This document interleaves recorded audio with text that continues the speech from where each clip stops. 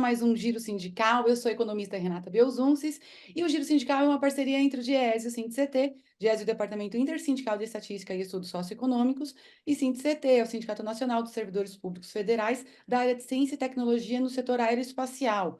Este é mais um dos nossos programas em que o tema abordado é a campanha salarial de alguma categoria que está em luta pela recomposição de seus salários e por melhores condições de trabalho.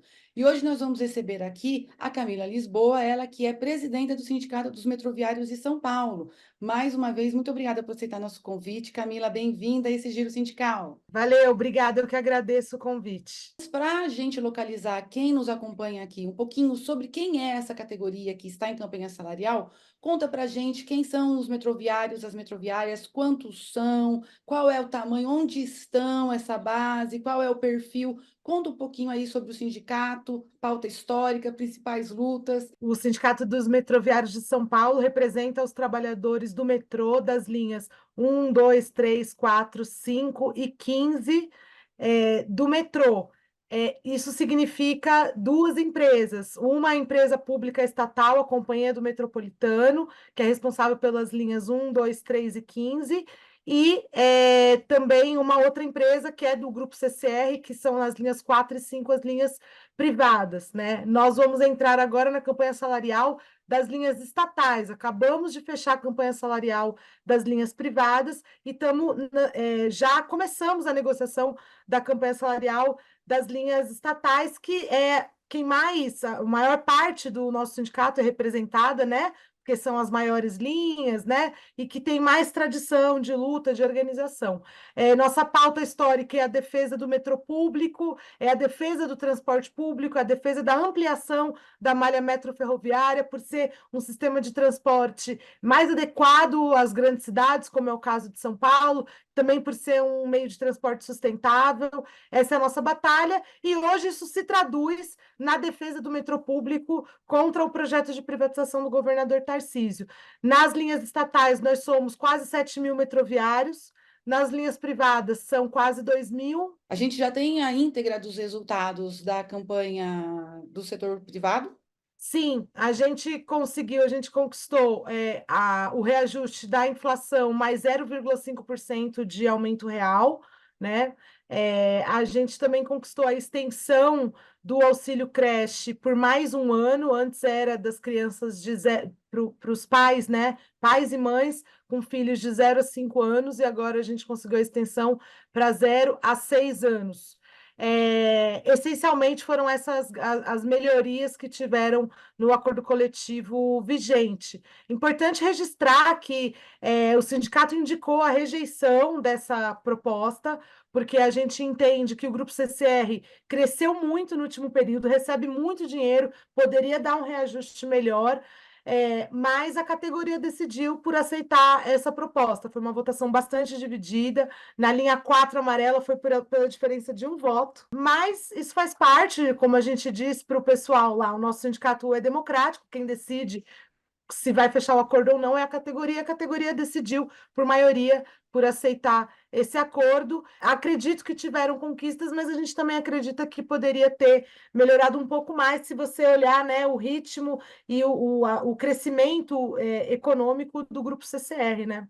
A database agora, que vai começar no 1º de maio, ela começa nesse clima de que, na verdade, ela já está em ação, já está sendo operada a campanha, mas ela começa também num clima um pouco mais acirrado, imagino, do que no ano passado, porque a gente já teve alguns enfrentamentos com o governador do estado de São Paulo ao longo da campanha contra a privatização do metrô. Inclusive, o governador está cobrando multas do sindicato no valor de 7 milhões, é isso mesmo? Decorrente da greve de 28 de novembro do ano passado, a greve que, junto com outros setores que estão no alvo das privatizações, pararam o estado de São Paulo, sobretudo a capital. A gente está num clima muito difícil ou a gente encontra espaços para que a gente possa negociar, para que a gente possa levar a categoria a assumir e a reivindicar?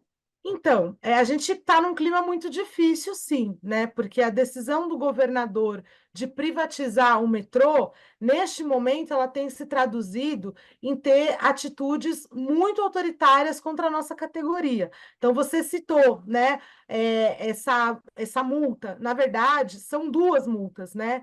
Uma no valor de 6,5 milhões e outra no valor de 7,5 milhões, totalizando 14 milhões de reais. Só que qual que é a novidade jurídica e política desse ataque?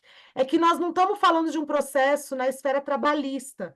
Nós não estamos falando daquelas multas recorrentes, né, ameaças de multas recorrentes que acontecem quando a gente faz greve, né? Isso daí tem um script que a gente já está acostumado, né? Que é que não pode fazer a greve, né? Eles falam que não pode fazer a greve, aí a justiça julga se é abusiva, se não é, às vezes diz que vai multar, às vezes não multa. Esse é um script que tem suas complicações, mas a gente já está acostumado. O que o governador Tarcísio está fazendo é uma novidade jurídica, é nos processando na justiça comum, na esfera civil, né, cobrando uma indenização de prejuízo. Essas ações, elas nem entram no mérito se a greve foi abusiva ou não. Elas falam que, como nesse dia o metrô não teve arrecadação, o sindicato tem que repor a arrecadação.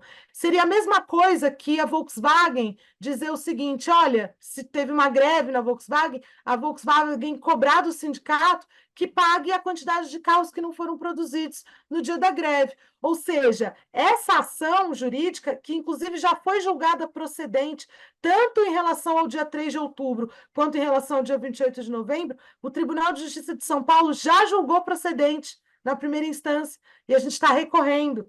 Essa ação, ela significa um grave ataque ao direito de greve no Brasil. Se isso passar contra o Sindicato dos Metroviários de São Paulo, isso vai abrir um precedente enorme contra todas as categorias e contra o direito constitucional de greve. Então, esse é um primeiro problema que nós estamos enfrentando. E o segundo problema foi que um deputado do PL, o deputado Paulo Bilinski, ele fez uma notícia-crime contra mim, né? Camila, é no meu nome, por conta da greve do dia 3 de outubro. Ele atribui a mim a responsabilidade sobre a greve da Sabesp, do metrô, da CPTM, né? O Ministério Público aceitou essa notícia-crime e abriu um inquérito para investigação, e eu fui convocada para depor na Polícia Federal no dia 4 de junho.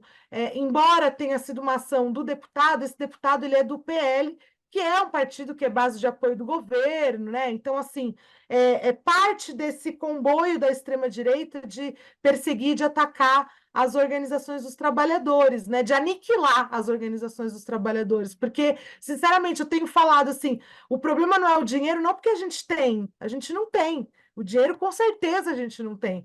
Mas o problema é muito maior do que isso. Né? Com isso, ele pode acabar com o direito de greve, que é uma coisa conquistada com muita luta pelos trabalhadores. Então, a nossa campanha salarial começa nesse contexto, né? E também os itens de reivindicação nossos também enfrentam questões estruturais de uma empresa pública ameaçada pela privatização, como é o caso da contratação de funcionários, né? Que é um dos nossos itens de reivindicação. O Giro Sindical volta já já.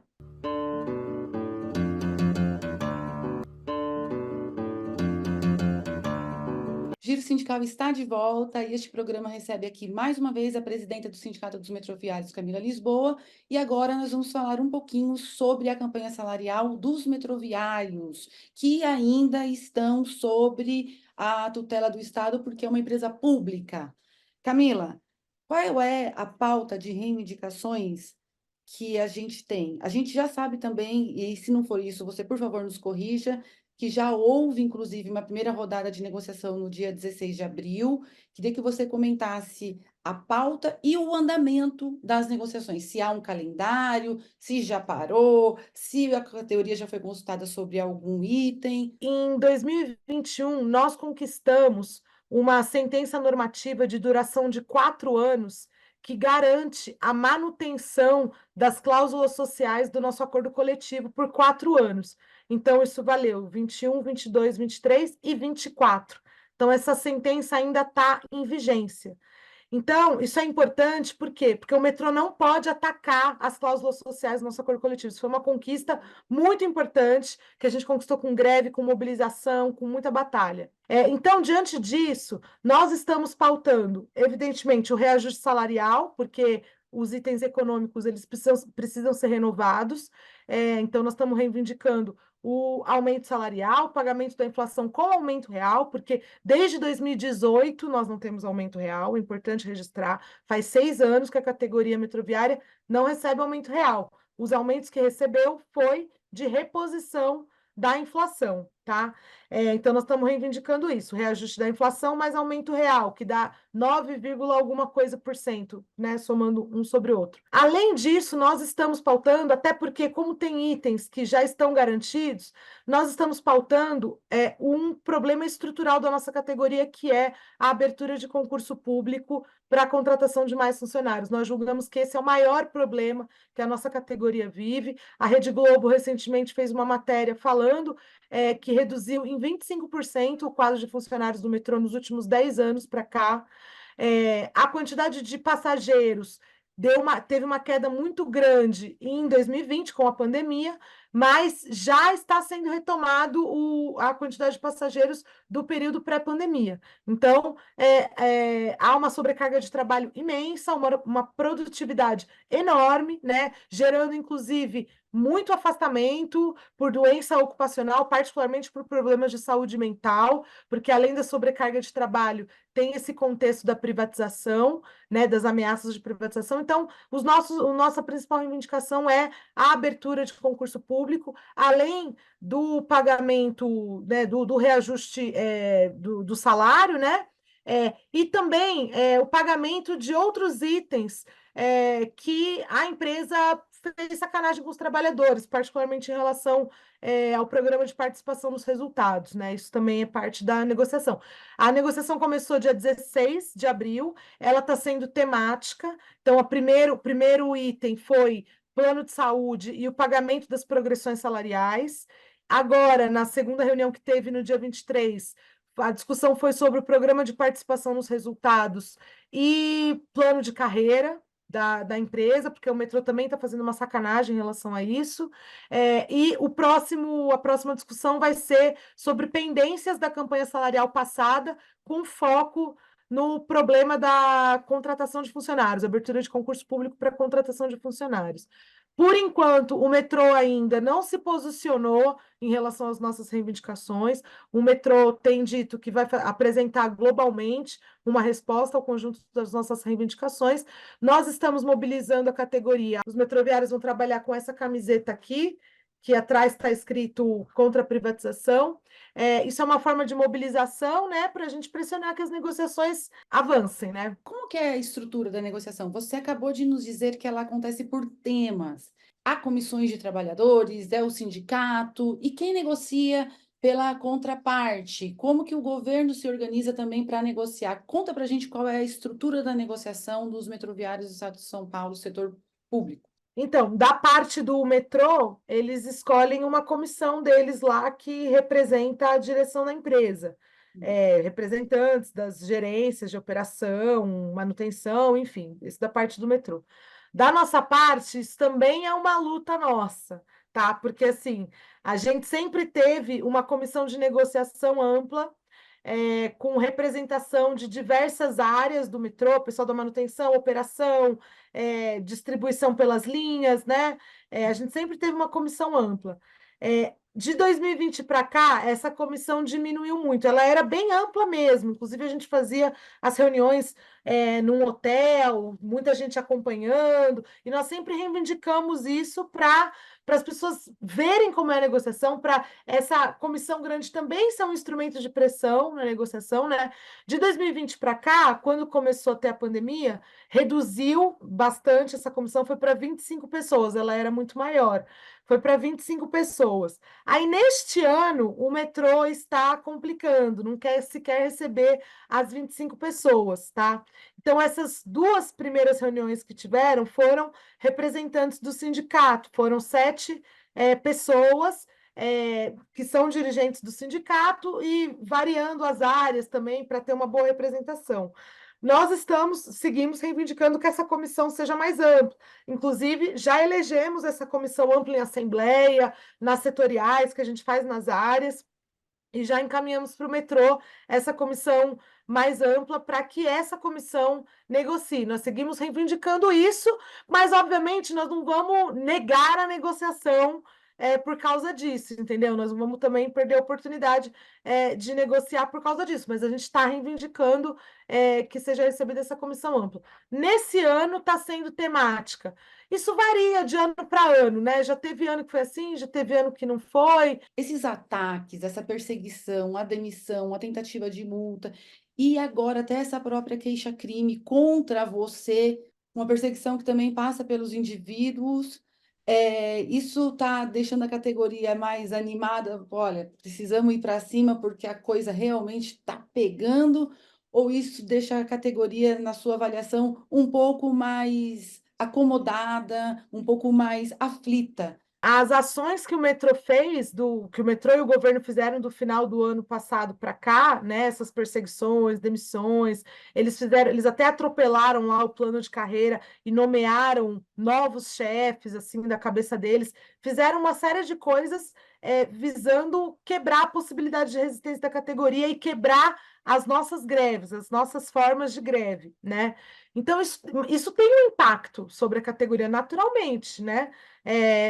Foi uma reação deles, uma reação à nossa luta, isso tem um impacto. Agora, a categoria quer conquistar coisas na campanha, né? Quer que essas negociações floresçam. Então, assim, as ações de mobilização que nós estamos fazendo, por enquanto, a utilização da camiseta, as setoriais, elas estão acontecendo bem, está rolando bem, está tendo uma ótima adesão da categoria. Evidentemente, a categoria espera a negociação acontecer, né? Então, ela está acompanhando, quer que a negociação aconteça bem, né?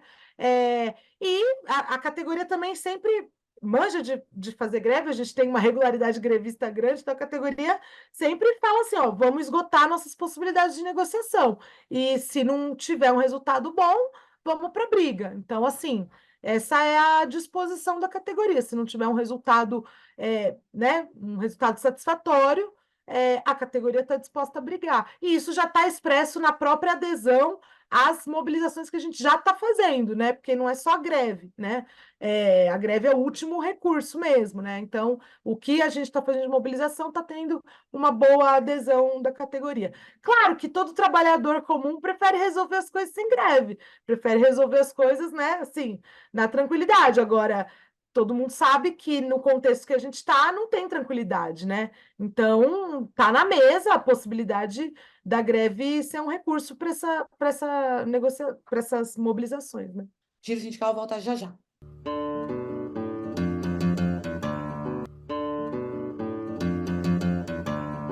O Giro Sindical está de volta e este programa recebe a presidenta do Sindicato dos Metroviários, Camila Lisboa. E agora, nesse nosso último momentinho aqui, Camila, vamos retomar a questão que nós iniciamos aqui no mês de novembro, que foi o assunto sobre a privatização e que já teve desdobramentos, né? A gente temos uma notícia aqui que o governador anunciou a pretensão de leiloar a linha 1, a linha azul, chegou a apresentar o formato dessa privatização, que incluiria a linha 20 e a linha rosa por meio de concessão, por meio de oferecer a possibilidade de uma empresa privada operar.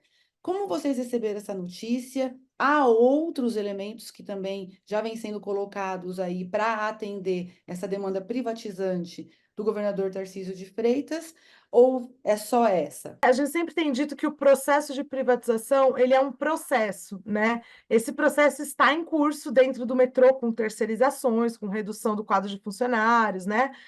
Sem ter contratação, tá? Então, esse processo está em curso e nós seguimos enfrentando. Conseguimos derrotar, por exemplo, a tentativa de terceirização do pátio oratório, mas outras terceirizações avançaram, como o serviço de atendimento e tal, e esse enfrentamento segue. Aí veio esse anúncio do governador, né? Essa tática de fazer a concessão casada, né? A venda casada da linha 1 com a linha 20, que revela um pouco o que a gente tem denunciado em relação às privatizações, que as privatizações elas geram receita para os operadores privados, né? Geram muita receita, né? E essa receita é o que pode permitir que o operador privado construa uma nova linha, né? Então, assim, não é, e essa receita ela não vem da venda de bilhete, ela vem do governo dar muito dinheiro para as empresas que ganham, né, essas concessões. É óbvio que nós recebemos essa notícia de forma extremamente preocupante. A linha 1 azul é a linha mais antiga do metrô, né? Nós achamos que o grupo CCR e qualquer outra empresa não vão ter capacidade de operar a linha 1 azul. Isso pode ser medido pelo seguinte: as pessoas falam assim, ah, mas a linha 4 é maravilhosa, ela funciona e tudo mais. É uma linha nova. Com a privatização com as linhas mais antigas, isso mostra a incapacidade do setor privado de operar. Isso está sendo provado na linha 8, na linha 9 da antiga CPTM e na própria linha 5 Lilás, que dá muitos problemas, né, que foi privatizada. Então, assim, nós recebemos essa notícia com muita preocupação, e só reforçou a nossa convicção de que precisa enfrentar esse projeto. No ano passado, quando nós fizemos as greves, o governador falou que não tinha nada de privatizar, que eram só estudos. Agora, esse anúncio dele mostrou, né, que tem o objetivo de privatizar e que nós vamos lutar contra isso, né? Nós vamos lutar das formas possíveis, das formas que nos estiverem disponível, com as forças que a gente tiver, para a gente tentar impedir a privatização tanto da linha 1 quanto da empresa pública Metrô. O metrô novamente foi eleito o melhor serviço público de São Paulo. Então, assim, não se justifica a privatização do serviço, porque geralmente justificam falando, ah, o serviço está ruim, vamos privatizar. O serviço do metrô não está ruim, ele está bom, né? E o que tem se dito, inclusive o presidente do metrô deu uma entrevista no estado de São Paulo ontem, o que tem se dito é que o metrô tem um fluxo de caixa muito alto, né, gasta muito dinheiro, é deficitária, né? O problema é que entra muito mais dinheiro nas linhas privadas do que nas linhas públicas, né? Assim, se o metrô colocasse dinheiro público na linha pública, não ia ter problema de déficit no metrô. O problema é que o governo está mais preocupado em garantir o lucro das linhas privadas do que garantir o bom funcionamento do melhor serviço público de São Paulo. Camila, a luta contra a privatização do metrô, ela também tem sido feita em conjunto com outros segmentos que também estão na mira do mesmo projeto, como a Sabesp, agora até setores da própria educação. Essa resistência, ela tem sido feita também de forma intersindical, porque a gente está falando de sindicatos que são filiados a diferentes centrais, são de diferentes categorias. Isso tem sido um grande exemplo e um grande aprendizado, e acredito, para todos envolvidos e também para aqueles que estão observando. Essa luta intersindical, ela continua, né? A gente sabe que ela continua, mas eu queria que você falasse um pouquinho sobre a continuidade dela e quais são os próximos passos de forma unificada desses segmentos e outros aqui que eu posso não ter mencionado, que você nos traga aqui, por gentileza, para saber como vai ser a luta contra o processo geral de privatização do governador Tarcísio. Essa luta unificada segue, essa articulação ela continua, e nesse momento nós estamos concentrados na tramitação do projeto de lei de privatização da Sabesp na Câmara Municipal, aqui em São Paulo, na capital, porque o Tarcísio aprovou com toda aquela truculência o projeto de lei de desestatização da Sabesp lá na Assembleia Legislativa no ano passado, e agora o próximo passo dessa privatização significa a capital, né, São Paulo, aderir a esse processo. Só que se a capital não aderir, o projeto de privatização da Sabesp vai ser fracassado. Então, a gente está concentrado nessa resistência. A gente conseguiu uma vitória importante na semana passada, que foi uma decisão judicial que proibiu a segunda votação desse projeto de lei, porque já teve a primeira votação, foi aprovado na Câmara, porque tem um monte de vereador lá que é alinhado ao projeto do Nunes, né, da extrema-direita, do Tarcísio e tal. Só que a segunda votação foi proibida pela Justiça, por quê? Porque eles estão atropelando todo o time de discussão, né? Tinha um monte de audiência pública marcada e eles não estão ouvindo ninguém. Inclusive, saiu uma pesquisa Quest na semana passada que falou que 61% da população da capital é contra a privatização da Sabesp. Então, nós estamos concentrados em paralisar, né, em derrotar esse processo aqui na capital, porque isso vai ter impacto na aprovação global da privatização da Sabesp e isso tem impacto sobre as outras privatizações, né? Porque o carro-chefe das privatizações do Tarcísio é a Sabesp. E agora nós estamos começando a preparar também uma articulação maior com os professores. Eu acho que esse tema da educação ele é muito grave. Teve uma assembleia fenomenal, né, dos professores na última sexta-feira, lotaram a Praça da República. Então, a gente quer também avançar a articulação com a representação da categoria da educação, que é uma categoria super importante, um sindicato muito forte, muito representativo. Então, a gente quer avançar nessa articulação. Mas as tarefas mais concretas agora do presente momento dessa articulação é em relação à Sabesp. Camila, a população do município de São Paulo, da região metropolitana, ela tem sido impactada pelos resultados de uma privatização também de um serviço essencial, que é o serviço de energia elétrica. Então, a população, ela olha e observa que, olha, nem sempre, e na verdade, nunca, privatizar tem sido a resposta para os anseios que necessita, das anseios da população em busca de um melhor serviço e em busca de uma tarifa mais barata. A população paga caro pelo serviço de energia elétrica e não tem um serviço de energia elétrica minimamente decente. Essa experiência com a Enel ela pode ser, na sua avaliação, ela pode ser assim uma antessala daquilo que a população pode encontrar caso a Sabesp, caso o metrô seja privatizado, ou é um exagero afirmar isso? O maior receio que a gente tem é que a Sabesp vire uma Enel, né? Ou que o metrô e a CPTM vire uma via calamidade, né? Que são as linhas 8 e 9. Os defensores da privatização, eles falam que quem é contra a privatização é por motivos ideológicos, por motivos políticos, né? Na verdade, quem está sendo ideológico são os próprios defensores da privatização, porque a experiência que as pessoas estão tendo com a privatização está sendo péssima. Não é verdade que tem maior eficiência no serviço privado. Eu acho que a Enel é o resultado mais evidente disso. É péssimo serviço. Se você tem algum problema, você não consegue resolver. Numa cidade como São Paulo, tem apenas 4 postos de atendimento da Enel. E no contrato de concessão, a exigência é que tenha só um. Como é que uma cidade como São Paulo vai ter só um, sabe?